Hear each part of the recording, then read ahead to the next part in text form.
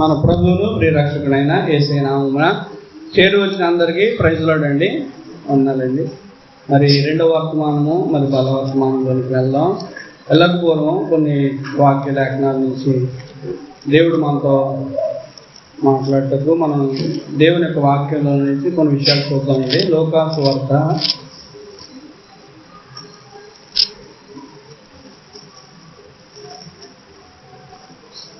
11వ అధ్యాయము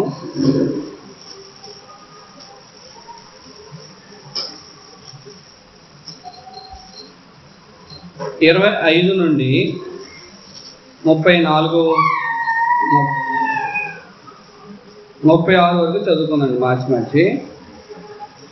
లోకాసు వార్త 10వ అధ్యాయము 25 నుంచి 35 వరకు అండి, 36 వరకు. ఇదిగో ఒకప్పుడు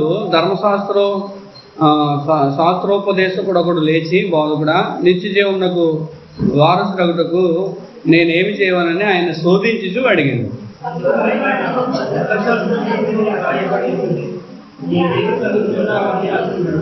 అతడు నీ దేవుడైన ప్రభువును నీ పూర్ణ హృదయముతోనూ, నీ పూర్ణ మనస్సుతోనూ, నీ పూర్ణ శక్తితోనూ, నీ పూర్ణ వివేకముతోనూ ప్రేమింపవలననియు, నిన్ను వలె నీ పొరుగు అని ప్రేమింపవలననియు వ్రాయబడి ఉన్నదని చెప్పాను.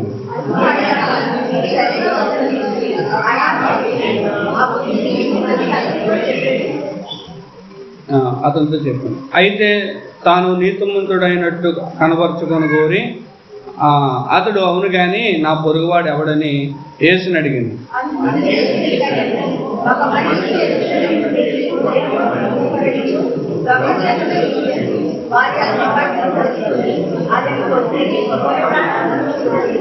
అప్పుడు ఒక యాజకుడు ఆ త్రావును వెలుట తటస్థించెను. అతడు అతను చూచి ప్రక్కగా పోయిను.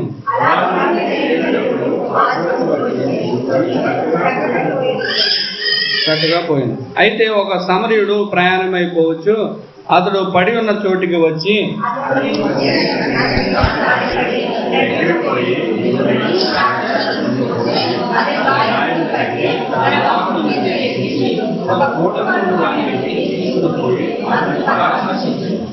ఆ మరునాడు అతడు 2 దేనాలను తీసి ఆ పూట కూలవానికి ఇచ్చి, ఇతను పరామర్శించుము, నీవు ఇంకేమైనాను ఖర్చు చేసినలా నేను మరలా వచ్చినప్పుడు అది నీకు తీర్చదని అతనితో చెప్పిపోయాను. 36 చదవండి.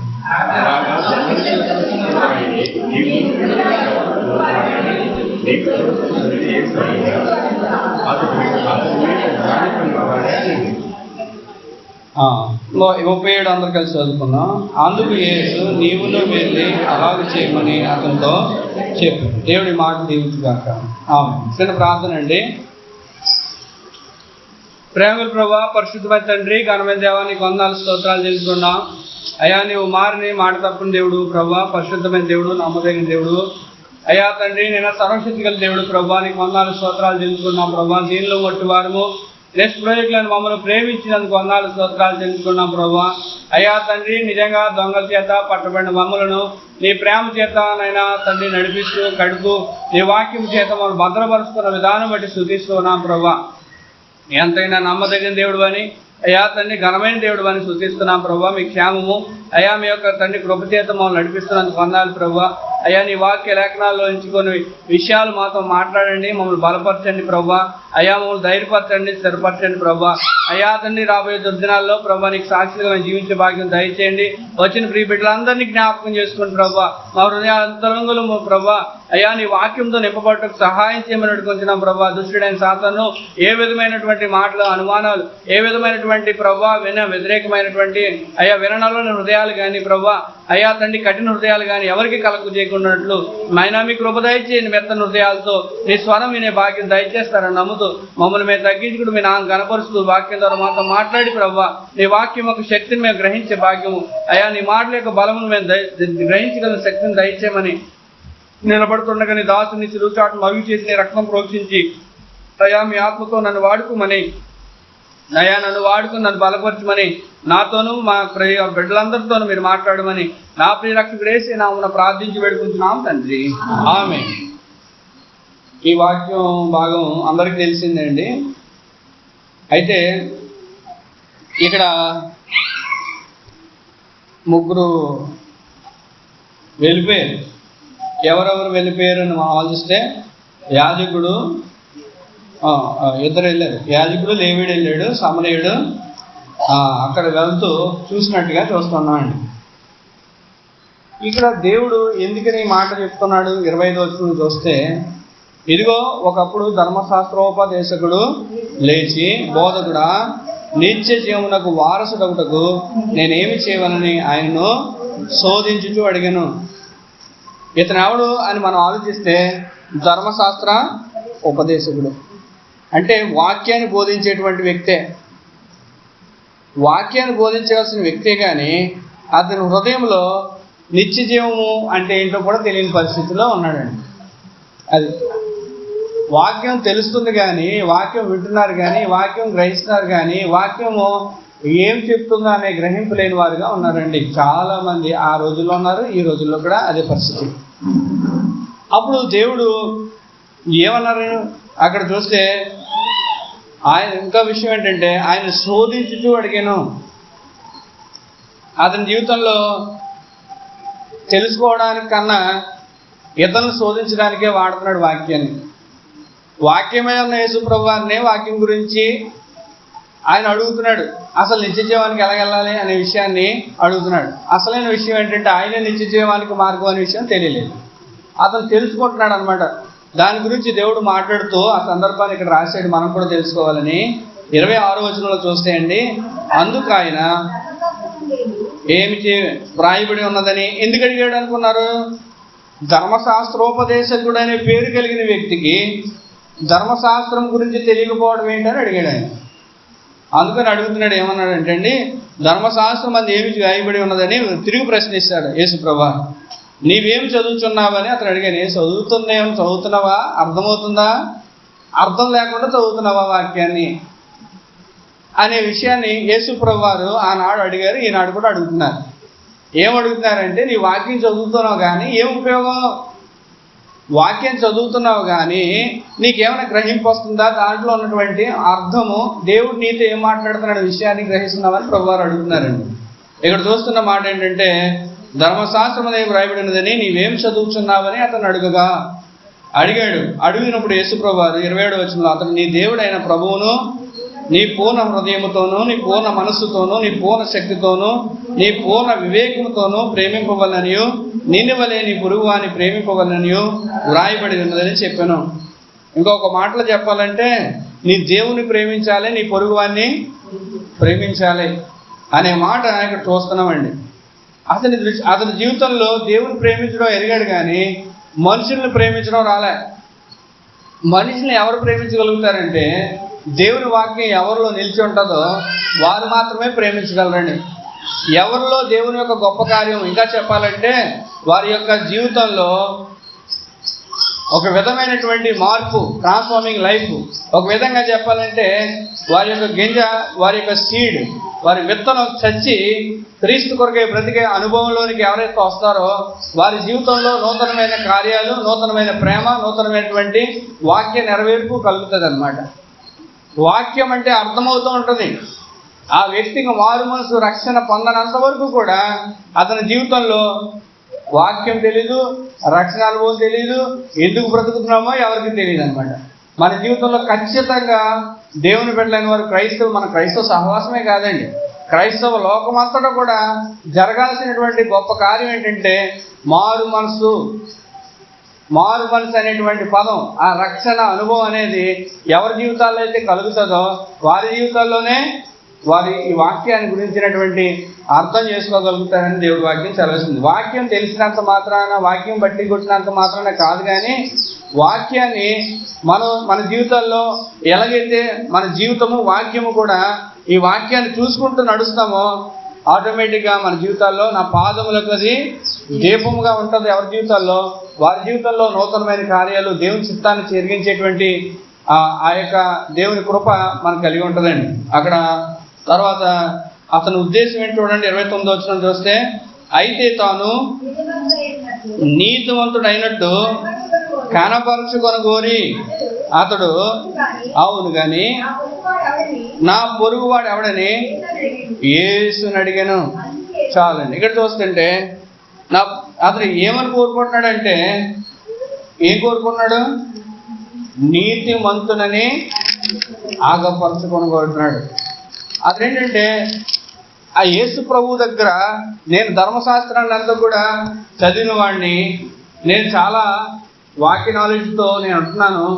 అయితే మనుషులు ఎంత అతను ఏమనుకున్నాడంటే, మనుషులు ఎదుట గొప్ప చేసుకుంటూ వచ్చాడు ధర్మశాస్త్రం అనగానే వందనాలయ్య గారు అంటున్నారు, చాలా చక్కగా ఉంటుంది, ఇదేదో సడన్గా నా సీటు మారిపోయింది అనుకుంటాను చాలా మంది. నిజంగా బైబిల్ పెట్టుకోగానే అయ్యగారు నన్ను కూడా ఎక్కడికి వెళ్ళినప్పుడు, హాస్పిటల్కి వెళ్ళినప్పుడు అయ్యగారు వెంటనే ప్రార్థన చేశాను.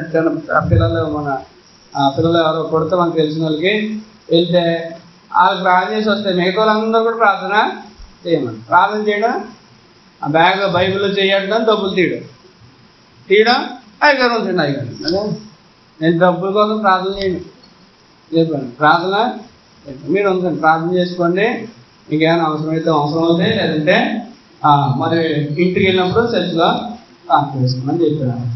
కాబట్టి ఏం చెప్తున్నానంటే, ధర్మశాస్త్రోపదేశకుడు వాక్యం వలన విలువ పొందుకోవడానికి చూశాడు, కానీ వాక్యం అర్థమేంటో అతనికి తెలియదు. ఇంకా చెప్పాలంటే మనుషుల యొక్క మెప్పించుకునేటువంటి స్వభావం కలిగినటువంటి వ్యక్తిగా చూస్తున్నాం. దీని గురించి మనుషుల దగ్గర మెప్పించుకునే మాటలు ఒక 2 మాటలు చెప్పాలని అనుకున్నా. మత్తయి సువార్త 6వ అధ్యాయము 1వ వచనము, 5వ వచనము, 16వ వచనం చదువుతాం. మనుషులకు కనబడవలనని వారి ఎదుట నీతి కార్యములు చేయకుండా జాగ్రత్త పడి, లేని ఎడల పరలోకమందున్న మీ తండ్రి వద్ద మీరు ఫలం పొందరు. ఇక్కడ చూస్తున్నమాట, మనుషులకు కనబడవలనని వారి ఎదుట మీ నీతి కార్యములు చేయకుండా జాగ్రత్త పడి. వీళ్ళు చేసేటువంటి భక్తి, వీళ్ళు చేసేటువంటి నీతి కార్యాలు ఇవన్నీ మనుషులకు కనబడాలని చూస్తూ ఉంటారండి. చాలామంది సహాయం చేస్తున్నారు, కానీ ఎవరు కనబడాలనుకుంటున్నారు?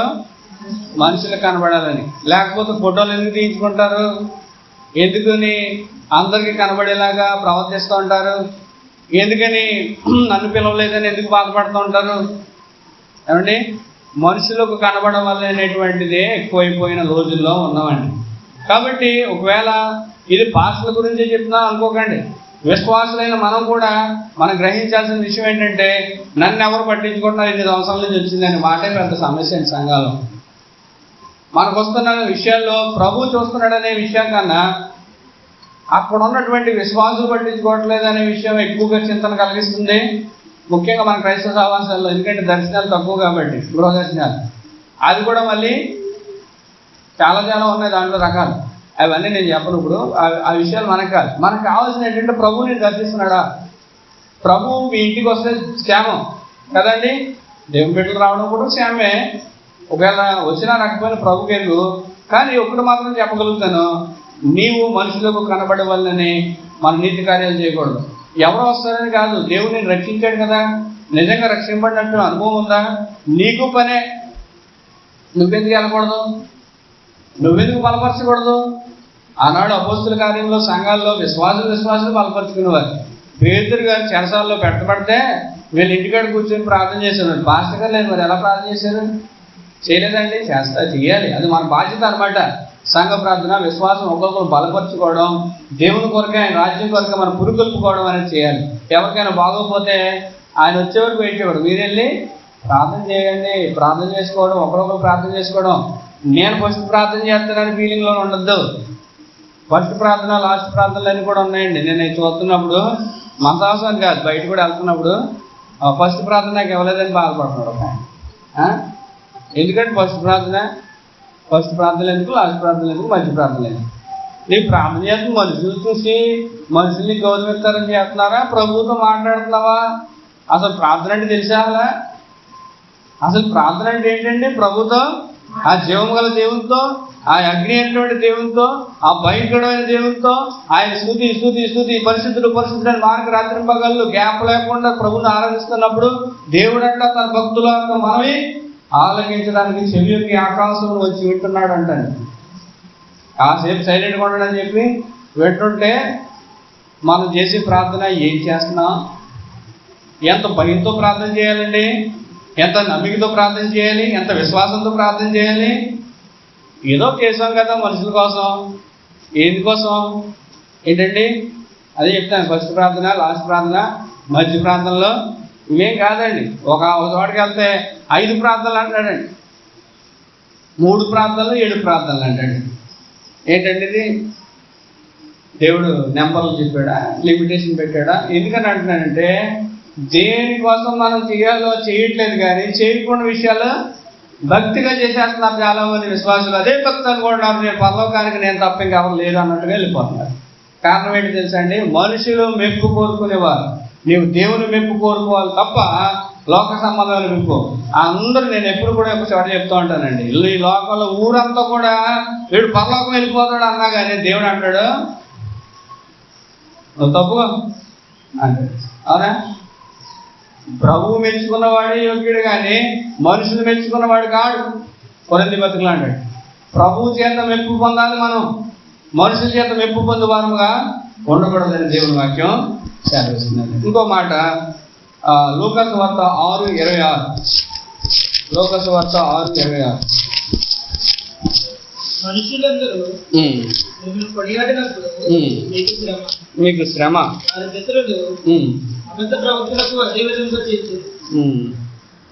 చూడండి. చాలండి. ఇక్కడ మనుషుల చేత అంటే మీకు అది దేవుని చేత, సరే అవాడు చెప్తాను. లోకాసు వార్త ఎంత 6:26 కదా, చదవండి ఒకసారి, 9 ఒకసారి. మనుషులందరూ మిమ్మల్ని కొనియాడినప్పుడు మీకు శ్రమ. చాలండి. ఇక్కడ చూసుకుంటే మనుషులందరూ మిమ్మల్ని కొనియాడినప్పుడు మీకు శ్రమ. వారి పితరులు అబద్ధ ప్రవక్తలకు అదే విధంగా చేసిరి. ఎందుకంటే అబద్ధ ప్రవక్తలకి పొగడతలు అవసరమండి. దేవుని బిడ్డలకు పొగడతలు అవసరంలే. బైబిల్ పెట్టుకుని సైన్ చేసుకుని వెళ్ళిపోతారు సైన్యంగా. అంటే దానికి ఏం హడావిడేం అక్కర్లే. హడావిడి కావాల్సిందంతా కూడా లోక సంబంధమైన వారికి, లోక సంబంధమైన విశ్వాసులకు కూడా, విశ్వాసులైన వారు దేవుని యాజకులుగా తిరగాలి, ప్రభు కొరకు తయారవ్వాలి, దేవుని యొక్క క్రీస్తు సాధిపంలోకి రావాలండి. ఎప్పటికీ కూడా విశ్వాసం ఉండిపోకూడదు. They must be transform into disciples and లీడర్షిప్లోకి వెళ్ళాలి. వాళ్ళు దేవుని యొక్క శిష్యరికం పొందాలి, దేవునిలో తర్బీదు పొందాలి. ఎలాగంటే నీకు నీవే ప్రభువుని పొందుకొని దేవుని వాగ్దానాలు క్లెయిమ్ చేసుకుంటూ దేవునితో మాట్లాడుకునే అనుభవంలోకి రావాలండి. పొందుకోవడం, దేవుడు నాతో ఇలా మాట్లాడాడు బ్రదరు, ఈరోజు దేవుడు నాతో మాట్లాడాడు, వాక్యం చెప్తుంటే సేమ్ దేవుడు నాతో ఇదే విషయాన్ని మాట్లాడాడు అని చెప్పగలగాలి. నీతో మాట్లాడాడు దేవుడు, నాతో కూడా మాట్లాడుతాడు. నిలబడిన అందరూ కూడా ఒకటే ఆత్మ, పరిశుద్ధాత్మ దేవుడు ఉంటాడు కదండి. పరిశుద్ధాత్మ దేవుడు ఒక్కొక్కరు ఒకలా చెప్పాడు కదా. ప్రభు నీతో మాట్లాడినప్పుడు, మనతో మాట్లాడినప్పుడు ఆ పరిశుద్ధాత్మ దేవుడు మన నోట పలికించిన మాటలు కూడా ఏ రోజు ఉదయం కానీ మొన్నటి దినం దేవుడు మాట్లాడిన విషయాలు దేవుడు అన్ని కూడా తెలియజేస్తాడు. అందుకని అంటున్నాడు, ఏమన్నాడంటే మనుషులు మీ అందరూ మిమ్మల్ని కొనియాడినప్పుడు మీకు శ్రమ. చాలా మంది ఏమనుకుంటారంటే మనుషుల మెప్పు కోరుకోవాలని చూస్తుంటారు, మనుషుల చేత కొనియాడు. ఈ మధ్యకాలంలో రీల్స్, ఈ రీల్స్ స్టేటస్లు అవి ఇవి ఎక్కువైపోయినాయి. అలా ఆవిడని అడిగా, ఆ భర్త చెప్పాడంట, వద్దు నువ్వు ఇంక చేయడం మానే అన్నాడు. ఆమె ఇంకా ఎగరడం మానలేదు. ఏం చేసేది? చంపేసాడండి. నిజంగా ఈ యూపీలో జరిగిన విషయం. కాబట్టి ఎందుకు వస్తున్నాయి, ఎందుకు వచ్చింది తెప్పలో? ఆవిడ ఎందుకని చేస్తుంది? గదిలోనే చేస్తుంది, కానీ ఎక్కడికి వెళ్తుంది ఇది? మా వరకు వచ్చేది, మన అందరి వరకు వచ్చేది. అవునండి, గదిలోనే వాళ్ళు చేస్తున్నట్టు ఉంటుంది. కానీ వేషాలు అవన్నీ కూడా ప్రపంచం అంతటా కూడా చూస్తున్నారు, అంతా నవ్వులు పాలైపో. ఆమె ఏం కోరుకుంటే ఏంటంటే నేను అందరికీ కూడా ఒక స్టార్ లాగా అయిపోవాలి, మనుషులందరి చేత నాకు గుర్తించబడాలి అనే కోరిక ఎక్కువగా మానవుడికి స్వాభావికంగా వస్తుంది. మనుషులు మనం పొగడాలని, కొనియాడాలి. కానీ దేవుడు ఏమంటున్నాడంటే దేవుని బిడ్డలకు శ్రమ, మనుషులు మేము కొనియాడరు. నేను గురువు గారిని కదా, మీరు కూడా. యోహాను సువార్త 16:33 చూడండి. 16 యోహాను సువార్త.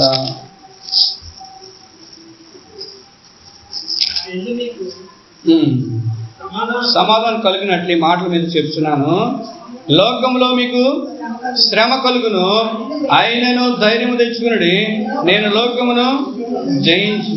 చూడండి, చూస్తున్నా ఏమంటున్నారంటే మీకు లోకంలో శ్రమ. ఇంకో చూడండి, నన్ను ద్వేషించారు కాబట్టి మిమ్మల్ని కూడా ద్వేషిస్తారు. దేవుడు స్పష్టంగా అనేక విషయాలు మాట్లాడుతుంటే మానవుడు దేనికోసం తాపత్రయం పడుతున్నాడు, రివర్స్ చేస్తున్నాడు. అందుకని నెమ్మది లేదండి లోకంలో. దేవుడు వాక్యానుసారంగా అలా వెళ్ళిపోతే ఏం ప్రాబ్లం లేదు. నీవు ఎప్పుడైతే వాక్యానికి విరుద్ధంగా నువ్వు అర్థం చేసుకుంటావో, వాక్యాన్ని గ్రహించలేకపోతూ ఉంటావో, నీకు అన్ని తిప్పలే, అన్ని సమస్యలే. దేవుడు అంటాడు యాకోబు పత్రిక 1:13 దేవుడు ఎవరిని శోధించడు. యాకోబు పత్రిక 1:13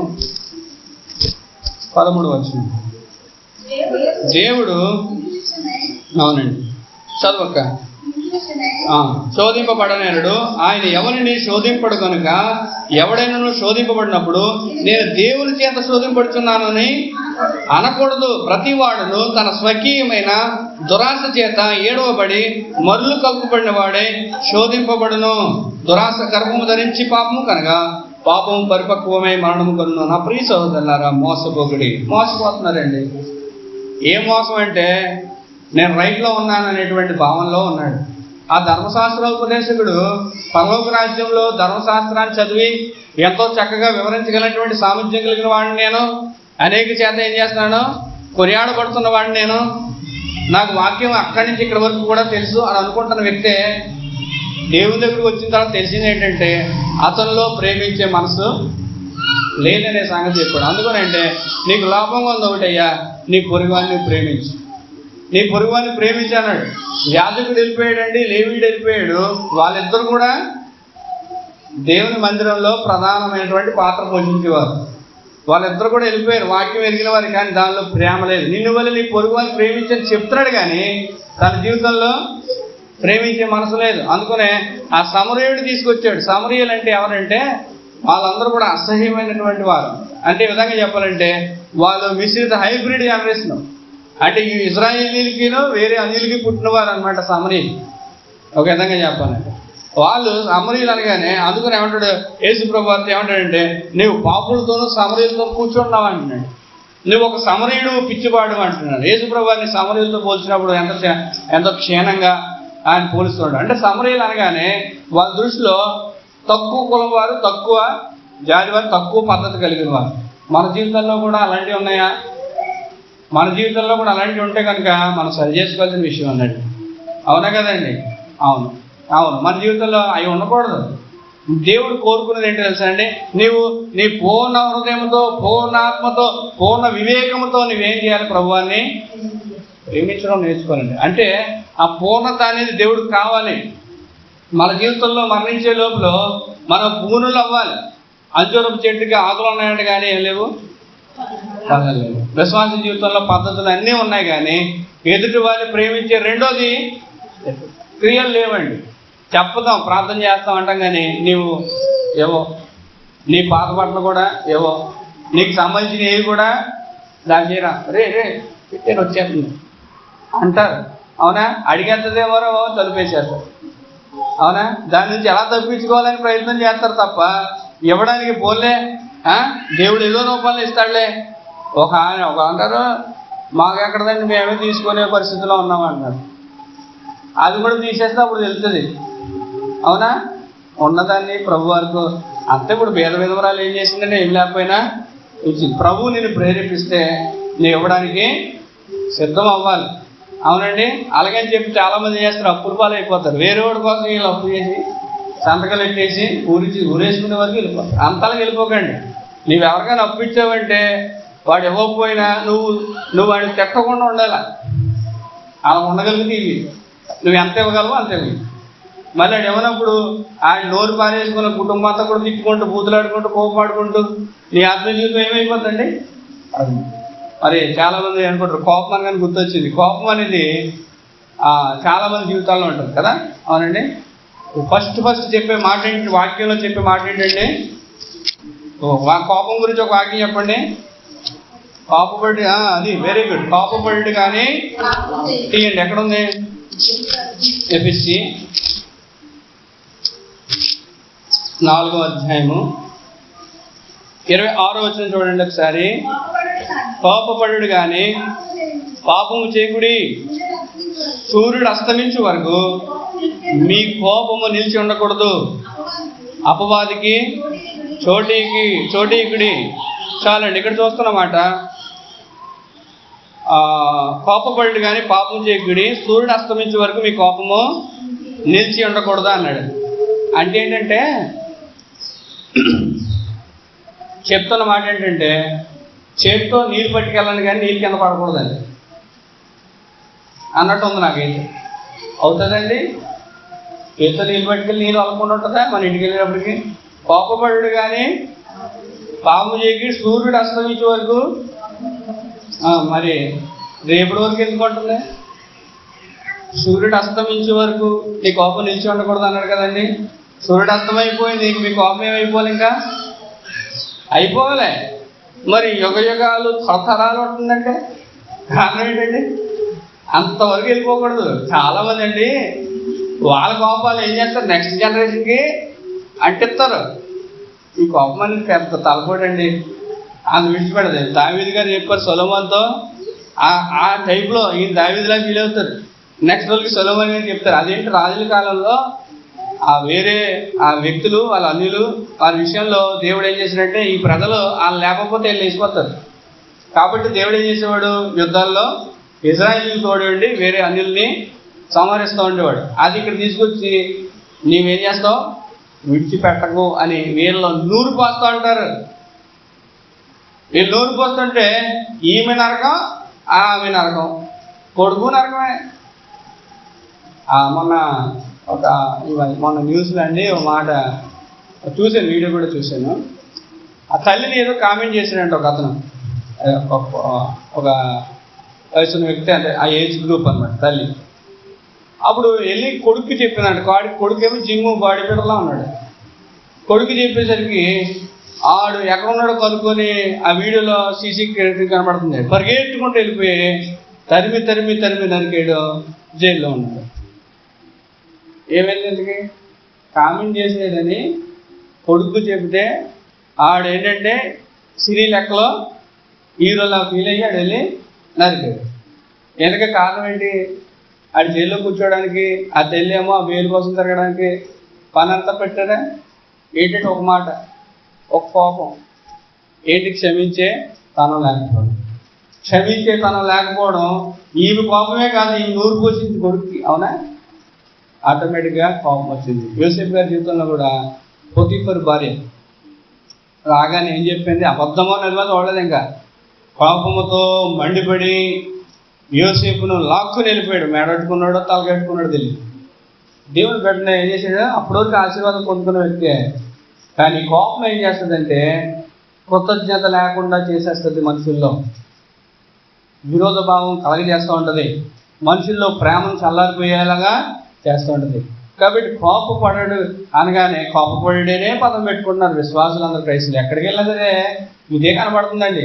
నాకు ఎప్పుడు చెప్పినా, ఎవరు నాతో వాదించినా కోపపడి అన్నాడు దేవుడు అంటున్నాడు. ఇంకా చెప్పాలంటే యేసుప్రభువు వారు కోపడలేదా, కలయి చూశాను కదా అంటున్నాడు. ఆయన దేవుని కొరకు, ఆయన స్వస్థత కొరకు ఆయన చేస్తూ వచ్చాడు కదండి. అది మనమేమో దేనికోసం చేస్తున్నాం, దేవుని కొరకు అనగానే, పని కొరకు అనగానే చాలామంది చర్చెస్లో కొట్టేసుకున్న పాస్టర్ గారిని ఎరకొట్టేస్తున్నారు. అక్కడ పాస్టర్ గారు అంటే ఎగురుతాన్నాడంట, అనుకుంటా తను వెళ్ళి పడిపోయాడు. ఎందుకంటే ఈ తెప్పలో దేవుడు అంటే నా మందిరాన్ని పాడు చేస్తామనే కోపంతో, అంటే దేవుడు మందిరం యేసుప్రభు వారి కోపించుకున్నాడు, వీడికి రక్షణే ఉండదు. యేసుప్రభు వారి కోపం దైవికమైంది. ఆయన ఏమి ఎగురుతనలేదు, కొట్టలేదు, ఎరకొట్టలేదు. ఆయన ఏం చేసాడు, తరిమేశాడు అంతా కూడా. నా మందిరము ప్రార్థనా మందిరం ఉండాలి. దానికి తెలిసి లిమిటేషన్ మనకేం తెలుసండి. ఇంక దేవుడు కోపపడమన్నాడని చెప్పి దేనికి కోపపడమన్నారో తెలియకుండానే ఏం చేస్తున్నారంటే విశ్వాసలేని వాళ్ళు కూడా నరకానికి పోతున్నారు. ఇది చెప్పేదేం కాదు. వారి జీవితంలో పాపం ఉంచుకొని వారు ఏమంటారు, ఆకులు ఉన్నాయి, ఫలాలు లేని వారు ఉన్నారు. వారు ఆకు జీవితంలో భక్తి చాలా పచ్చగా కనబడుతున్నారు, కానీ ఫలాలు లేని వారికి ఉన్నారు. వారి మాట, వారి ప్రవర్తన, ఒక ఆవిడ భాష మాట్లాడుతుంది, కానీ నేను అడిగాను ఆమె ఫలాలు ఏమైనా ఉన్నాయని పక్కింటి వాళ్ళని అడిగితే నోరిపితే ఏం కనబడతాయండి, బూతులు. ఇంకేంటి భాషలు, ఇంకేందుకు అవి నీ నోరిపితే ఇక్కడ ఫలాలు లేనప్పుడు, ఫలం లేకపోతే పర్లోకి రాదు. వరాలు ఉన్నప్పుడే పర్లోకి వెళ్ళరండి. ఫలం ఉండాలి. మన జీవితంలో ఫలాలు అంటే ఏంటంటే ప్రేమ, సంతోషము, దీర్ఘశాంతము, దయత్వము, ఆశనికరం, మంచితనం అన్నాను కదా. అవన్నీ కూడా 9 ఫలాలు మనం ఫలించగలిగేలా ఉండాలి. కాబట్టి ఇంకా మనం వచ్చే దాని కింద విషయం చూద్దాం. కోపం నుంచి మనం దాంట్లోకి వెళ్ళిపోతాం. లాస్ట్ వచ్చిన 31 చూడండి. ఎఫెసీ 4:31 అండి. సమస్తమైన ద్వేషము, కోపము, క్రోధము, అల్లరి, దూషణ, సకలమైన దుష్టత్వమును మీరు విసర్జించుడి అన్నాడు. చాలా విసర్జించడానికి ఏంటండి? మళ్ళీ అప్పుడప్పుడు తెచ్చిపెట్టుకోండినా. విసర్జకాలంటే ఏంటంటే మనిషి నుంచి బయటికి పోయాయని విసర్జకాలు అంటారు. ఎక్స్క్రీస్ అవి మళ్ళీ తెచ్చుకునే కాదు, మనిషి నుంచి బయటికి వెళ్ళి ఏదైనా సరే. మీకు అర్థమైందండి? మొక్కు, ఇది చెవిలో గురుము కానీ ఇవన్నీ ఎక్స్క్రిటేషన్ అనమాట. అంటే చెడంతో పాటు బయటికి పోతాను. దాన్ని విసర్జించమని దేవుడు చెప్పాడు, మళ్ళీ పెట్టుకోమని చెప్పలే. ఇక్కడ దాంట్లో విసర్జించాల్సిన పరిస్థితుల్లో ఏమన్నా లిస్టు అని అంటే సమస్తమైన ద్వేషము, కోపము, క్రోధము, అల్లరి, దూషణ, సకలమైన దుష్టత్వం మీరు విసర్జించుడి. రక్షణ పొందితే దేవదూతలు అయిపోతారండి? అవరు అవుతారా? బాప్తిసం తీసుకోగానే అవరు కదండి. ఏం చేయాలి ఇప్పుడు? మనం విసర్జించుడి అంటే ఏంటో మనకు పని ఉంది. మనం చేయాల్సిన పని ఇది. ఆటోమేటిక్గా అలా మారిపోం. నువ్వేం చేయాలి? సాధకం చేయాలి. యూ హ్యావ్ టు ప్రాక్టీస్ చేయాలండి. మన జీవితాల్లో కోపం ఏ విషయాల్లో పొందుతున్నామో, ఎందుకు పొందుతున్నామో దాని అంతటికీ ఏమో ఉండవండి. ఒకే ఒక మాట ఉంటుందండి. ఆ మాట ఏంటో తీసేయండి. నిన్నెప్పుడో ఏదో అందే, అది మనసులో ఉంచుకున్నావు, దేనికో తిట్టేస్తున్నావు. నీవు అప్పుడెప్పుడు అన్న మాట క్షమించేసావు అనుకో, ఓన్లే అందరూ పాపలే కదా, నేను అప్పుడప్పుడు మాజీ పాపనే కదా అనుకుంటే ఈ గొడవ ఉండదు. నీవు ఒకప్పుడు కోడలే, కానీ ఇప్పుడు అది అత్తగారు అంటే ఎలా ఉండదు తెలుసా అని కొంతమంది అంటున్నారు. అత్తగారు కొద్దిగా బాగానే ఉంటున్నారండి, ఇంకొకరు తయారయ్యారండి. చెల్లి బాగున్నావు అంటే బాగానే ఉన్నాను, అత్తగారు బాగానే చూస్తున్నా, బాగానే చూస్తుంది కానీ ఆడపడుచుని ఎవరో ఆడపడుచు అంటండి. ఎందుకనంటే ఆడపడుచులు కూడా ఏమైపోయారో అత్తగారిని మించిపోయారంటండి. నేను ఎదిగి ఇవన్నీ చెప్తున్నానంటే ప్రాక్టికల్గా క్రిస్టియానిటీ అంటే వాక్యాన్ని ఏదో అలా చదివేసుకొని వెళ్ళిపోవడం కాదు, కానీ మన జీవితాల్లో అవలంబించుకోవడం రావాలి. నీవు ఒక విషయంలో నువ్వు శత్రువుగా ప్రవర్తించగలుగుతున్నావు అంటే నీవు కూడా ఒకరికి కోళ్ళగా అవుతున్నావు. అయిన కోళ్ళు అని పక్కనట్టండి. ప్రభుకి నువ్వు ఇష్టడవా కాదా? ప్రభు దృష్టికి నువ్వు ఇష్టరాలుగా ఉంటావా లేదా? నువ్వు ప్రేమించిన మనసు అయితే కనుక నువ్వు ఆమె కాలు కడగలవా? నువ్వు ఎందుకని ఆమె కాలు కడగలేకపోతున్నావు? ఒకసారి ఆలోచించుకోండి. నీకు ఎవరి మీద కోపం లేదని మాట్లాడుతున్నారు, కానీ నిజంగా నువ్వు వెళ్ళి కాలు కడగలవా? ఆమె కాలు కడగలవా అని మనం ఆలోచిస్తే కడగలేను. దేవుడు నేను ఇలా మాట్లాడుతున్నప్పుడు మీకు ఏమైనా గుర్తొస్తే ప్రభు దగ్గర క్షమాపణ అడగను. ప్రభు క్షమించినైనా నేను తర్వాత కడగద్దు, ప్రేమ వెళ్ళి కడగద్దు, కానీ ప్రభు దగ్గర ఏం చేయాలి? సరి చేసుకోవాలి. ఎప్పుడు సరి చేసుకుని బలలో పాల్గొనడం. మీరు బల తీసుకోవాలని అంటే బల తీసుకోకపోయినా పర్లేదు, కానీ బల అంటే రక్షణ లేదని అని బాప్తిజం తీసుకోలేదని దేవుడు బాప్తిజం తీసుకోలేకపోయినా మాట్లాడతాడు దేవుడు. వారితో కూడా దేవుడు సంధిస్తూ ఉంటాడు. ఒకళ్ళు అన్నారు బాప్తిజం తీసుకొని మరి ఇలా చేస్తారండి. నీటిలో ఎన్నిసార్లు మునిగితే కాదు హృదయం మారాలి. ఎందుకంటే ఈ రోజుల్లో ఫ్యాషన్ అయిపోయింది కదండి. పెళ్లి బాప్తిజం అయిపోయింది, లేకపోతే తాత చచ్చిపోతున్నాడు ఆయన ముంచేస్తున్నారు, అలాగే ఇలాగేలాగా బాప్తిజం తీసుకున్నారు. రక్షణ నిజమైనటువంటి పశ్చాత్తాప హృదయం వారిలో కలగట్లేదు. పశ్చాత్తాపం ప్రభు దగ్గర ఆయన ప్రేమను ఏ విధంగా చెప్పాలంటే ఆ యేసు ప్రభు వారు నా కొరకు నాకు బదులుగా ఆయన మరణించాడు, నేను పొందవలసిన శిక్షను ఆయన భరించాడని ఎవరైతే నమ్ముతారో వారు నిజంగా రక్షణ అనుభవంలోకి వెళ్ళినవారు. ఆయన దుఃఖపరచడం నాకు ఇష్టం లేదు, ఆల్రెడీ నేను దుఃఖపరిచాను, ఇప్పుడు నా పాపం వల్ల ఆయన విసిగించడం నాకు ఇష్టం లేదని ఎవరైతే అనగలుగుతారో ఆ ఫీలింగ్, ఆ ప్రభువు గురించినటువంటి కాన్షియస్నెస్ ఎవరికైతే కలుగుతుందో వారు మాత్రమే రక్షణ అనుభవం ఉన్నవారు. మిగతా వాళ్ళకి వాక్యం ఏమి కూడా ఏం అర్థం అవుతుంది. నశించున్న వారికి అది ఎలా ఉంటుంది? వేరుతాను. ఒకవేళ నీకు అలా ఉంటే కనుక వెంటనే పశ్చాత్తాపడాలి. ప్రభువా నా జీవితంలో నీవు రక్షణ కార్యం నాకు బదులుగా మరణించావనే సంగతి నేను హృదయంలో గ్రహించలేకపోతున్నాను. అందరూ చెప్పుకుంటున్నారు, కానీ చాలామంది చెప్పుకుంటారు. ధర్మశాస్త్ర దేశకుడే చెప్తున్నాడు నిత్యజీవం అంటే తెలియకుండా రక్షణ లేదనమాట. రక్షణ పొందిన వ్యక్తికి నిత్యజీవం గురించి తెలుస్తుంది. నిత్యము జీవించాలంటే పరలోక రాజ్యం అండి. కాబట్టి ఏంటంటే దేవుని బిడ్డలారా, కోపాన్ని తీసివేసేది, విసర్జించండి. ఉంటుంది కోపం అనేది, అందరికీ ఉంటుంది. అవును కదండి, అందరికీ ఉంటుంది. పుట్టినోడు పెద్దవాడికి, చిన్నోడు కూడా చాకరీలు వెళ్తే అని అంత గట్టిగా అవుతున్నాడు. కాబట్టి కోపం ఉంటుంది. ఈ చాకరీలు కాదండి, ఈ రోజుల్లో సెలలాగుతుంటాడు. ఏం చేస్తున్నాడు అడిగి తెలియట్లేదండి. అవునా? వద్దండి, అలాగ అలవాటు చేయొద్దు. రెండోది, మనం ఆడి కోపడు మన జీవితంలో కోపం ప్రదర్శిస్తే పిల్లల్లో అది కనబడుతుంది. నీవు కోపడుతూ, నువ్వు అరిచేస్తూ, నువ్వు పళ్ళని బయటకెట్టి అన్నీ చేస్తే ఆడేం చేస్తాడు? వాడు కూడా పళ్ళు బయట ఆడతాడు, ఆమె కూడా పల్లెకి లేదు. అవునండి. తల్లి జీన్సే పిల్లలకు వస్తాయండి. తల్లి దగ్గర పెరిగితే తల్లిదండ్రుల దగ్గర. కాబట్టి తల్లి కానీ తండ్రి కానీ ఇద్దరు కూడా ప్రభావితం ఉంటుంది. కాబట్టి సైకాలజీలు కూడా అది చెప్తుంది, బైబిల్ కూడా అది చెప్తుంది. అందుకనే మన జీవితంలో ఏం కావాలి? కోపం తీసుకెళ్ళి. ఈ కోపం అనేది ఎందుకు చెప్పారంటే వాక్యమేది. వాక్యంలో చెప్పాడు కాబట్టి మనం చేయాల్సిందే. వాక్యానికి విధేయత ఎవరైతే చూపుతారో వారిలో దేవుని యొక్క జీవం ప్రసరిస్తూ ఉంటుందండి. ఇక్కడ చూస్తున్నాడు, వీటన్నింటినీ విసర్జించి ఒకని ఎడల ఒకడు దయ కలిగి కరుణాహృదయులై క్రీస్తునందు దేవుడు మిమ్మల్ని క్షమించిన ప్రకారము మీరును ఒకరిని. ఇది అసలైన సంగతి. దీనికి ఏంటంటే మందు? క్షమించుట. నీ కోపము, క్రోధము, కక్షలు, దీంట్లో ఈ లెవెల్స్ అండి. నేను ఒకసారి స్టడీ చేస్తుంటే ఫస్ట్ స్టార్టింగ్లో ద్వేషం వస్తుంది అండి. ఈ వర్షంగా రాశాడు ఆయన. ఫస్ట్ వచ్చేది ఏంటి? ద్వేషం. ఒకరి మీద మనకు ద్వేషం వస్తుంది అన్నమాట.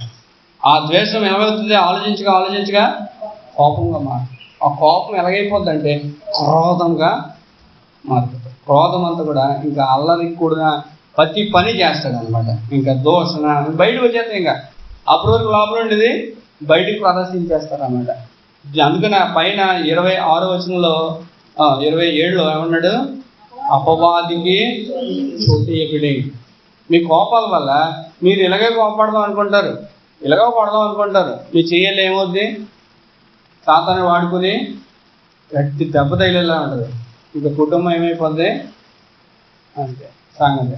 కర్రదే మామూలుగా ఇలా కొడదామని కర్ర తీసుకుని నెత్తి మీద వేస్తాడు, అంతే.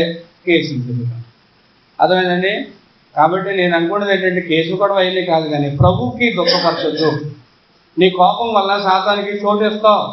సాతాను చోటు ద్వారా నీ మాట మారిపోద్ది. నీ ప్రేమ ఉండదు. ఇంకా నీకు భక్తి విశ్వాసం ఏమి ఉండదు. నువ్వు ఆ విషయంలో చేసుకున్నావు అని అన్నా కానీ ఒకటండి, నీకు ఎంత ఒక ఆవిడ అంటుంది అనమాట అలా ఆయన గురించి. ఆయన చాలా మంచోడండి, తాగితే తప్ప మిగతా అంటే చాలా మంచిది. కానీ నేను కూడా చెప్పనండి, ఒక మనిషిని ఎలా కేటగరైజ్ చేస్తామంటే వాడి చెడు స్వభావాన్ని బట్టి ఉండదు. అర్థమైందండి. ఇప్పుడు వంకాయ ఉందండి, ఒక పక్కన పుచ్చు ఉంది, మొత్తం పెద్ద వంకాయ అంతా బాగుంది, కానీ కింద పుచ్చు ఉంది. దాన్ని పుచ్చు వంకాయ అంటారా? అంతా మంచి వంకాయ అండి, చిన్నది పుచ్చు అంటారా? మొత్తం పుచ్చు వంకాయ అంటారండి కదండి. కాబట్టి మన జీవితంలో ఒక స్వభావం దేవునికి అయిష్టమైనది ఏదన్నా సరే వాక్యం ద్వారా సరి చేసుకోవాలి. నేను చెప్పబోయేది ఏంటంటే వాక్యం ద్వారానే సరి చేయబడతామండి. వాక్యం మించి మనం ఏ జీవితాల్లో ఎక్కడ కూడా పనిచేయదు. దేవుని వాక్యం పరిశుద్ధాత్మ ద్వారా మనం సంధిస్తే మన హృదయాల లోతుల్లోకి, మనసుల్లోకి వెళ్ళి అది ఏం చేస్తుందంటే ప్రభువారు దేవుని ఆత్మ చేత మనల్ని గుర్తు చేస్తూ, సరి చేస్తూ, పరిశుద్ధపరుస్తూ ఉంటాడు అనమాట. మనం ఏం పరిశుద్ధపరచడంలో మన భాగం ఏంటి? ఆయనే చేసుకుంటాడని కూర్చోవడం కాదండి. మనం కూడా ఏం చేయాలి? సహకరించాలి, ప్రార్థించాలి, క్షమించమని అడగాలి. ప్రభువా నేను అక్కడి నుంచి తప్పించుకునే భాగ్యం నాకు దయచేయండి. ఒకళ్ళు అంటారండి సైకాలజీలో, ఎప్పుడైనా కోపం వస్తే ఏం చేయాలంట? 10 అంకెలు లెక్కెట్టుకోండి. ఇంకో ఆయన అన్నాడు వెనక లెక్కెట్టాలంటే. వెనక లెక్కెట్టడం కష్టం కదా, ఆ తెప్పల్లో ఇవి మర్చిపోతున్నారు. యాకోబు గారు పారిపోయినప్పుడు కూడా అక్కడ అన్న మాట ఏంటి తెలుసండి? అంటే రెఫరెన్స్ టైం దగ్గర చెప్పట్లేదు, మీకు తెలుసు కాబట్టి. మీ అన్న కోపం తగ్గే వరకు కూడా నువ్వు వెళ్ళి మామయ్య లాభం దగ్గర ఉండు అంటాడు. ఈ కోపం వల్ల ఏమైపోతుందంటే కుటుంబాల్లో ఐక్యత లేకపోవడం జరుగుతుంది, రిలేషన్స్ ఉండవండి. దేవుడేమో ప్రేమమయుడైన దేవుడు. మన జీవితంలో బతుకు కన్నా, బోధ కన్నా ఏం కావాలి? సాక్షి జీవితం కావాలి. మన సాక్షి జీవితం ఎప్పుడైతే కలిగి ఉంటామో ఆటోమేటిక్గా ఏమైపోద్ది? ప్రభు వాక్యం పనిచేయడం మొదలుద్ది. ఎవరికో ప్రశాంతత కాదు, నీ జీవితంలో మొట్టమొదటిగా ప్రశాంతత వస్తుంది. మన జీవితంలో ప్రశాంతత వస్తే నువ్వు చెప్పడం కాదండి, ఆటోమేటిక్గా దేవుని యొక్క వెలుగు నీ కుటుంబంలోనూ నీ ప్రక్క వారిలోనూ ప్రసరిస్తుంది. తద్వారా ప్రతి వారికి క్షేమమే కలుగుతుంది. అపవాదికి రావడం కారణం ఏంటంటే ఈ కోపం ఒకటి. ఇంకో మాట అక్కడే ఎఫెసీ పత్రికలో ఏమంటారు తెలుసండి, పైన అపవాది చోటు ఎక్కడంటూ 30 వచ్చింది చూడండి, 29-30. వినువారికి మేలు కలిగినట్లు అవసరం బట్టి క్షేమాభివృద్ధికరమైన అనుకూల వచనమే పలుకుడు కానీ దుర్భాష ఏదైనాను అంటే మింగేంటి. నీకున్న కక్ష ఉంది. కొంతమందికి ఎలా ఉంటుందంటే ఈ రోజుల్లో ఎక్కువైపోయారు ఏంటంటే, ఆడు పొడిచాడు చచ్చిపోతాడు కదా, లేదు 30-40 కోట్లు ఎందుకండి, లవ్కి వెళ్ళిరాడు, అమ్మాయిని ఏం చేశాడు, నరిగాడు. అన్ని కోట్లు ఎందుకు పడాలి అంటే అంత ఏముంది కక్ష. ఎంత ఉంటే అంత తీర్చేసుకోవాలి. మాటలు కూడా అంతే అండి, మాటలు కత్తిపోటు వంటి మాటలు కలవు అంటాడు. నీకు కూడా అలాగే పొడిస్తే మనం ఎలా ఫీల్ అవుతాం? నీవు కొలిచి చొప్పున దేవుడు కొలుస్తానన్నాడు కదా ప్రభువారు. ఇప్పుడు నీ పరిస్థితి బాగుందని చెప్పి కింద వాళ్ళని కొలబడి చేస్తున్నాం, కానీ రేపటి దినాన్న నీ పరిస్థితి కిందకి వెళ్ళిపోతే అప్పుడు నేను కొలబడిస్తే ప్రభు ఊరుకుంటాడా? ఎక్కడికక్కడ ఇచ్చేస్తాడు ప్రభువారు, ఎక్కడికక్కడ న్యాయం తీరుస్తాడు. ఎవరి జీవితమైనా సరే కింద రక్షణ లేని వ్యక్తి నుంచి దేవుడు సేవకుడు అని చెప్పి పిలిపించుకునేటువంటి గొప్ప దగ్గరగా ఉన్న వ్యక్తి వరకు కూడా ఆయన పాపాన్ని చూసి ఆయన సహించేవాడు కాదండి, ఎక్కడికక్కడ తీర్పు తీర్చుతాడు. ఆ తీర్పు గురించి నువ్వు ఎందుకు సంతోషించాలి? వాళ్ళు బయపడ్డారని కొంతమంది నవ్వుతుంటారు. దేవుడు ఏమన్నాడు, సామెతల్లో ఏమంటాడంటే వాళ్ళు పడిపోటు చూసి నువ్వు సంతోషించొద్దు అంటాడు ప్రభు. సామెతలు 24:17 చూద్దామండి. నీ శత్రువు పడినప్పుడు సంతోషించకము. చూడండి, యెహోవా అది చూచి అసహించుకొని వాని మీద నుండి తన కోపము తిప్పుకునేమో. చూడండి, నాకు చూస్తున్నమాట. నువ్వేమో నవ్వుకుంటే దేవుడు తిప్పుకున్నప్పుడు నీ వైపు తిరగచ్చు. అవునండి, ఆయన కోపం తిరిగినప్పుడు ఇటువైపు తిరగచ్చు, అటువైపు తిరగచ్చు. కాబట్టి మన జీవితంలో మనం చూసుకోవాల్సిన విషయం ఏంటంటే, నేను అంటే కోపం గురించి చెప్తున్నాను అనుకోకండి, ఎందుకంటే నేను అసలు చెప్పాలనుకున్నది ఇదే. కాకపోతే మళ్ళీ ఆలోచించుకొని ఎందుకు వచ్చింది, మళ్ళీ కోపం అంటే బాధపడతారని నేను మెసేజ్ మార్చుకుంటూ వచ్చింది. కానీ దేవుడు మళ్ళీ ఇదే మాట్లాడమంటాడు. ఎందుకు మాట్లాడకుండా నాకు తెలియదు, కానీ మాట్లాడాలి. మరి ఏం చేస్తాం? కాబట్టి మార్చుకునే వరకు దేవుడు ఏం చేస్తాడు, సుత్తు వంటి వాక్యముతో సరి చేస్తాడండి. కాబట్టి మన జీవితంలో అగ్ని వంటి మాట అయినటువంటి దేవుని మాట విధేయత చూపాలి. దేవుడు అన్నాడు, ఇది ఎవరికి ఉంటుంది? మూఢుడికి ఉంటుంది. రాసుకోండి. ఇది సామెతలు 27:3. అది 4లో ఏమంటారంటే వరద వలె వస్తుందంట. తర్వాత బుద్ధిహీనులు, ప్రసంగి 7:9లో బుద్ధిహీనులకు కోపం వస్తుందండి. బుద్ధిహీనులకి ప్రసంగి 7:9 చదవండి ఒకసారి, అది బాగుంటుంది. ప్రసంగి 7.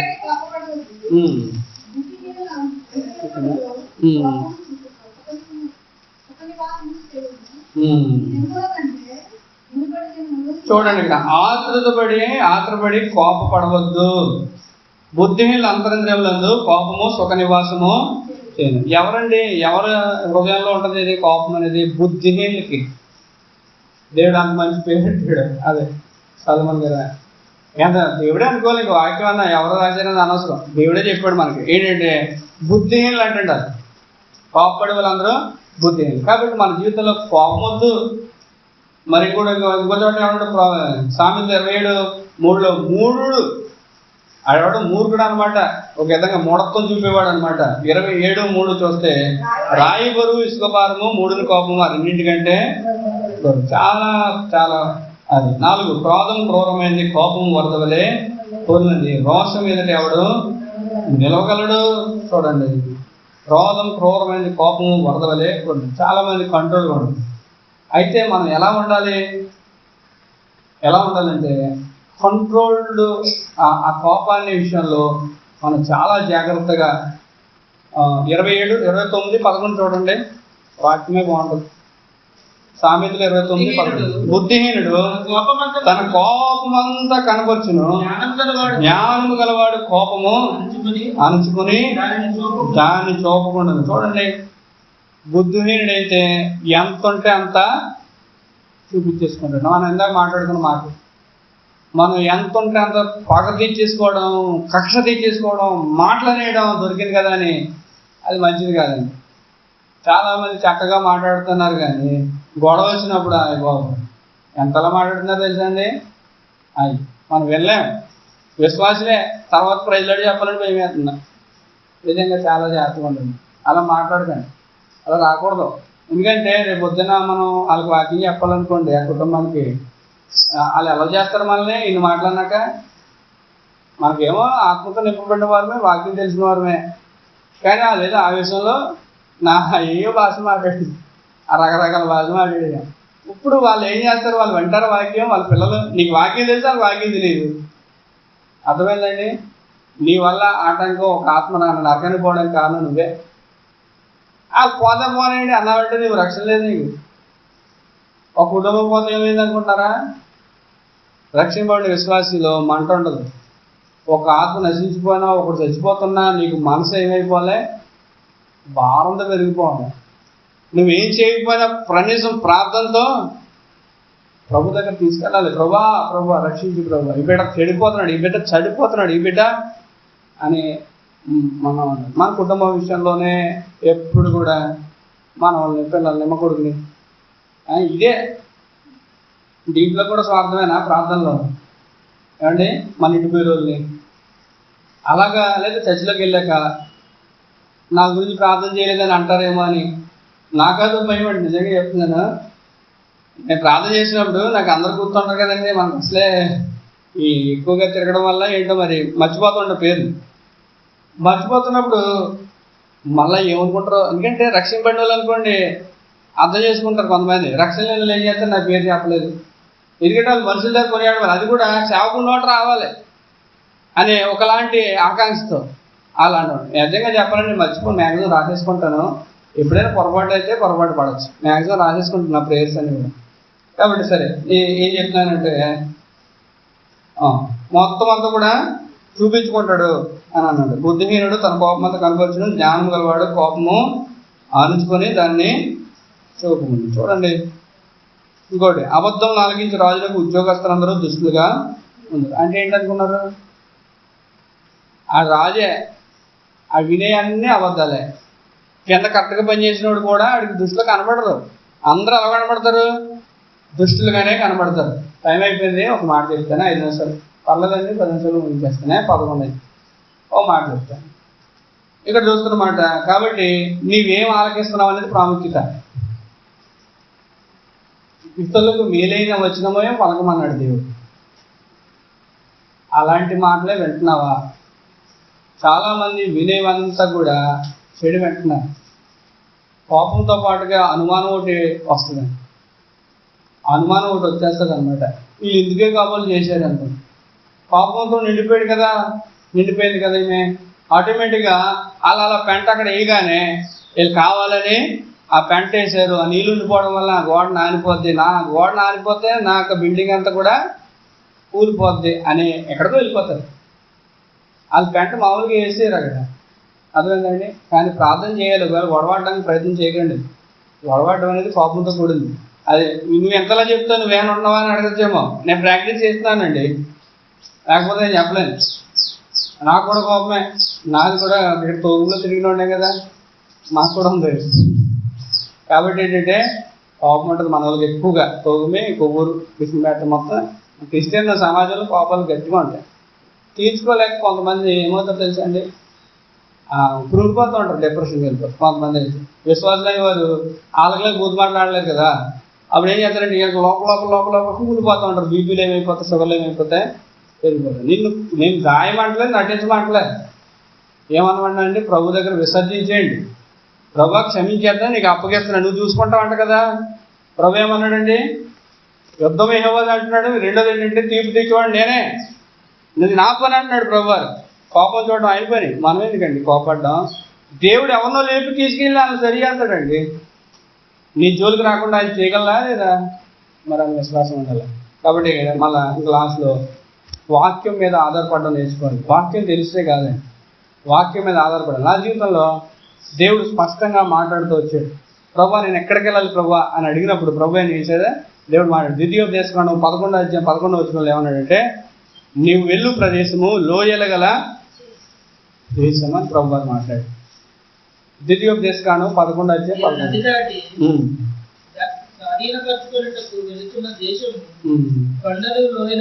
కొండలు లోయల గల దేశం అన్నాడు. నేను అక్కడికి వెళ్ళాను, నేను అక్కడ పరిచయం చేయడం కోసం ప్రభా మరి ఆదివారాల్లో అప్పుడప్పుడు వెళ్తున్నాను కదా, మరి మిగతా అంతా ఖాళీ అయిపోతుంది, నేను ఏదో ఒకటి చేయాలి ప్రభా, నా వయసు అయిపోతుందని ప్రార్థన చేసుకున్నాను. అంతే కదా, ఏమగలం పరిగెట్టగలం, తర్వాత ఏముంది, చక్కగా కూర్చొని ఏదో స్వామి చెప్పుకోవచ్చు ప్రభు దగ్గర అని. అంటే ప్రభు ఏమన్నాడు, నీ వెళ్ళ దేశము కొండలు లోయలు గల దేశం. ఆడికి వెళ్ళానండి, రామేశ్వరంపేట. అంటే మీకు నా గురించి కాదు, మీకు దేవుడు ఎలా మాట్లాడుతుందో తెలియాలి. బైబిల్ వచనం చదువుకున్నప్పుడు అప్పుడు నేను అనుకున్నాను, ప్రభు ఎక్కడికి వెళ్ళాలి ప్రభు అంటే, నేను రామేశ్వరంపేట గురించి ప్రార్థన చేస్తున్నాను. Surampalem Aditya college engineering college ఉంది కదా, ఆ పక్కన రామేశ్వరంపేట. అక్కడ హాస్టల్స్ ఉంటారు అన్నమాట. సూరంపాలెంలో లేరు, అది అక్కడ ఏమి ఉండవు, ఒక కాలేజీ తప్ప ఈ పక్కన ఉండదు. సరే ఇక్కడ నుండి వెళ్తే మనకి అది రీచ్ అవ్వచ్చు, లేదా ఇక్కడ ఉన్న హాస్టల్స్ రీచ్ అవ్వచ్చు అని నాకు ఆలోచన ఉంది. కానీ దేవుని వాగ్దానం తీసుకోకుండా నా సొంతంగా వెళ్ళిపోకూడదు. కానీ ప్రార్థన చేస్తుంటే ప్రభు అన్నాడు, నువ్వు వెళ్ళబోయే దేశము కొండలు లోయలు గల దేశం అన్నాడు. నేను ఎక్కడ ఉందా కొండలు రోడ్లు తప్ప అనుకుంటున్నాను. ఇల్లు ఎదగడానికి వెళ్ళినప్పుడు క్వారీలు ఉన్నాయండి, పెద్ద పెద్ద లోతులు, పొయ్యిలు తవ్వేసి వర్షం పడే లోయల్లా కనబడుతున్నాయండి. కొండలు ఉన్నాయి, అంతా కూడా కొండలు వెనకాల. అప్పుడు తెలిసిందండి దేవుని వాగ్దానం ఎప్పుడు కూడా మాట అసలు పొల్లు కూడా తప్పదండి. ప్రభు స్పష్టంగా మాట్లాడతాడు దేవుడు. ఆ వాగ్దానం తీసుకున్నాను, ప్రభా మరి ఇలాగా నీవు మాట్లాడావు, నేను వెళ్తాను. ఎప్పుడు వెళ్ళను ప్రభా అంటే దేవుడు ఏమన్నాడు, ఇప్పుడే ఇదే అనుకూల సమయం అన్నట్టుగా దేవుడు మేము ఇప్పుడే అని. ఎప్పుడు ప్రభా దేవుడిని అడిగాడు, నేను ఎలా వెళ్తాను ప్రభా అని అంటే, అయితే మొట్టమొదటిగా నాకు ఇల్లు చూడు ప్రభా అని అడిగి. ఆ ప్రభు ఏం చేశాడంటే అక్కడ కూడా దేవుడు అన్నాడు, నీ ఇంటి దగ్గర బావి కలదు అన్నాడు. బావి ఏంటి ప్రభా అక్కడ ఈ రోజుల్లో బావిలు ఎక్కడ ఉన్నాయని ఎత్తుక్కుంటుంటే ఒక ఆయన అన్నాడు, మా ఇల్లు అది పాతబడిన కొద్దిగా పాతగా ఉందన్నమాట పార్సన్, ఉండండి ఉండండి అని. నేను పాస్టర్ గారిని సేవ చేస్తానండి ఆయన పొట్టెట్టుకొచ్చి అంటే ఇవ్వట్లేదు క్రిస్టియన్స్ అంటే. సరే అని చెప్పేసాను, ఇలాగా నేను దేవుడు నమ్ముకున్నానండి, సేవ చేస్తూ ఉంటానంటే, అయ్యో పర్లేదండి ఉండండి మీరు సేవకులు అయ్యారు అని అంటే, నేను అలా కదండి కొద్దిగా గట్టి విశ్వాసంలో ప్రార్థనలు జరిగితే ఇంట్లో కూడా యవనస్తులు వస్తారు, మీకు ఇబ్బంది లేదు కదా అంటే, ఇబ్బంది లేదండి, ప్రార్థనలు ఏంటంటే మీటింగ్ కూడా పెట్టుకున్నాను, దేవుడికి వందనాలు అనుకొని లోపలికి వెళ్ళాం. మరి బావి కదా దేశం, మీ ఇంటి దగ్గర బావి ఉంది అన్నాడు. అని చూస్తే ఉదయం లేచి చూసేసరికి ఎదురుకుండా చెరువు ఉందండి. మీరు అలా రామేశ్వరపేట వెళ్తే మీకు తెలుస్తుంది, చెరువు ఉంటుంది. చెరువు ఆపోజిట్ ఇల్లు అక్కడ ఉంది, అక్కడ చెరువు ఉందండి. ఇంకా అదే చెరువే బాగోనుకోలేదు ఈ రోజుల్లో. అప్పుడు ఇది కన్ఫామ్ దేవుడు మాట్లాడాడు. అప్పుడు నేను ప్రార్థన చేసి చెప్తున్నాను కదా, దేవుడు ఇలా మాట్లాడాక నేను వచ్చేస్తున్నాను అని చెప్పి వెళ్ళాము. వెళ్ళిన తర్వాత దేవుడు ఏమన్నాడంటే, అక్కడ ఎక్కడ ఉండాలి ప్రభా అని అనుకున్నాం. ఇంకో విషయం, ఏ ఊర్లో ఉండాలని ఆలోచించాను, సేవ అక్కడే కానీ. అప్పుడు మొదటి సమయాలు 7వ అధ్యాయము 16-17 వచ్చినా చూడండి, దేవుడు మాట్లాడుతుంది.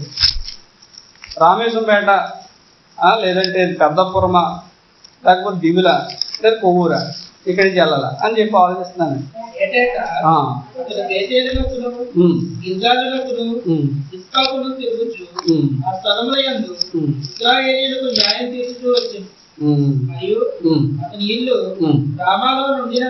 రామాలో నుండినందున అతడు తిరిగి వచ్చి ఇక్కడ ఇల్లు ఎక్కడ ఉండాలన్నాడు, రామాలో ఉండాలన్నాడు. సేవ తిరుగుతున్నాను కానీ నేను ఎక్కడ ఉండాలి ప్రభా అని ఆలోచిస్తున్నాను. అప్పుడు ఏమన్నాడు, రామేశ్వరంపేట నా కోడు, మీకు అందరితో అలా మాట్లాడాలి కదా, నేను నా మనసు అలాంటిది కాబట్టి నేను అనుకుంటున్నాను రామాలో ఉండి అనేటప్పటికి రామేశ్వరంపేట గుర్తొచ్చింది. ఇంకా ఫస్ట్ 2 పదాలు అప్పుడు అనుకున్నాను, ప్రభా నువ్వు ఎక్కడేమంటున్నావు ప్రభా అని నేను. అయితే నేను ఏం చేయాలి ప్రభా, వర్క్ ఏంటి? మత్తయి సువార్త 10వ అధ్యాయం లాస్ట్గా చెప్తున్నానే. అంటే మీకు ప్రోత్సహించడానికి వాక్యం మీద ఆధారపడాలని కొంతమంది. రోమపత్రిక మత్తయి సువార్త 10వ అధ్యాయము 6, 7, 8. ఇశ్రాయేలు వంశంలోని ఆ, నశించిన గొర్రెల వద్దకు వెళ్ళుడు. ఉమ్, వెళ్ళుచు ఉమ్, పరలోక రాజ్యము సమీపించి ఉన్నదని ప్రకటించు. ఉమ్, రోగులను స్వస్థపరచుడి, ఉమ్, చనిపోయిన వారిని లేపుడి, ఉమ్, కుష్ఠరోగులను శుద్ధులుగా చేయుడి, ఉమ్, దయ్యములను వెళ్ళగొట్టుడి, ఉమ్. ఉచితంగా పొందిరి, ఉచితంగా ఇయ్యుడి. చూడండి, నాకు చెప్పిన పని ఇది. పరలోక రాజ్యం సమీపించాలని ప్రకటించాలి ఫస్ట్ థింగ్. రెండోది ఏంటండి, రోగులను, నా వైద్యం ఉంది కదా, రోగులను స్వస్థపరచండి, చనిపోయిన వారిని లేపండి. అంటే ఆత్మీయంగా చనిపోతే వారిని లేపాల్సినది. కుష్ఠరోగులను శుద్ధులుగా చేయండి అంటే అవయవాలు పోగొట్టుకునేవారు. కొన్ని అవయవాలు ఉంటాయి, ఆత్మీయమైన అవయవాలు, ప్రేమలు చల్లారిపోయడం, ఇంకా ఇలా ఆత్మీయంగా చూసుకుంటే బోళ్ళని ఉన్నాయి. ఆ అవయవాలన్నీ కూడా కోల్పోయిన వారికి ఉన్నారు. దయ్యములను వెలగొట్టాలి, ఈ పని కూడా ఉంది మరి. తర్వాత ఉచితంగా పొందింది. దెయ్యం వెలగొట్టాలంటే ఏం అక్కర్లేదండి, వాక్యమే. స్వభావం మార్చబడితే దెయ్యానికి చోటు ఉండదు. నీ కోపం ప్రభు వాక్యం చేత కట్టబడి సరిచేయబడితే దెయ్యానికి ఎక్కడ ఉంటుందని నిలవడానికి చోటు ఉండదు. సాధుగారు అదే అన్నారంట, చీమలు పాకేస్తున్నాయి అంటాం కాదు, బెల్లం కుండ నెత్తి మీద దించాను. బెల్లం కుండు అదే బెల్లం ఉంటుంది కదా, అది అది ఉంటే చేతుల మీద నుంచి ఏమవుతాయి, నాలుగు చీమలు వస్తాయి, తెల్ల చీమలు వస్తాయి, అన్నీ వచ్చాయి. నీవు ఎప్పుడైతే నీ పాపాన్ని, నీ స్వభావాన్ని మార్చుకుంటావో ఆటోమేటిక్గా ఏమైంది, సాతాను నేను శోధించలేదు. ఆటోమేటిక్గా నువ్వు పాపాన్ని చేసిస్తే ప్రభువుని ప్రేమించగలుగుతావు. ప్రభువుని ప్రేమిస్తే నీ పరిశుద్ధులుగా తీర్చబడతావు. పరిశుద్ధుల దగ్గరికి దేవుని అగ్నితో వండినటువంటి యేసు ప్రభువారు మన హృదయాలు ఉంటాడు. ఆ అగ్ని దగ్గరికి ఎవరు వస్తారండి? ఎవరు రాదు. మన జీవితాల్లో అగ్నిలా మండే దేవుని యొక్క పరిచారకులుగా ఉండాలి ప్రభు కోరిక. ఎందుకనంటే పరిచారకులని ఎందుకు పదవాన్ని వాడానంటే, చాలామంది ఏమంటారు, దేవుడు కలిగిననే ఇలాగ అనేసుకుంటారు. అలా కనకూడదు. దేవుడు ఎలా కడిగాడో హంబుల్నెస్. ఎంతగా ప్రభువులో మనం ఎదుగుతూ ఉంటామో క్రీస్తు దగ్గర అంతగా తగ్గించబడినప్పుడు ప్రభు అంతగా మనల్ని గణపరుస్తాడు. దేవుడి మాట దీవించడానికి ప్రార్థన చేసుకున్నామండి.